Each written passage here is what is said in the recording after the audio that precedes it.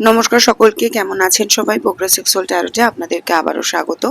আজকে দেখে নেব এই মুহূর্তে আপনাদের কি জেনে নেওয়া প্রয়োজন, আপনাদের জন্য প্রয়োজনীয় বার্তা কি।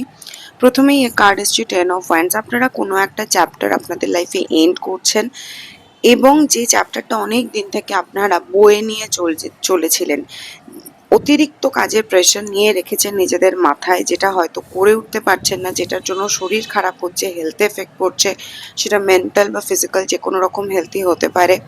আপনাদের লাইফে লাভ রিলেশনশিপ আসছে, কোনো মানুষ আপনাদের লাইফে আসছে, যে মানুষটি অতীতে আপনাদেরকে ঠকিয়েছিল বা আপনাদের সাথে বিট্রেয়াল করেছিল বা বিশ্বাসঘাতকতা করেছিল, এখন সেই মানুষটি বুঝতে পারছে যে আপনি কি পরিমাণ এই সম্পর্কটাতে এফোর্ট দিয়েছিলেন। এখন সেই মানুষটি ফিরে আসছে আপনার কাছে ক্ষমার জন্য, নতুন করে সম্পর্কটাকে শুরু করার জন্য।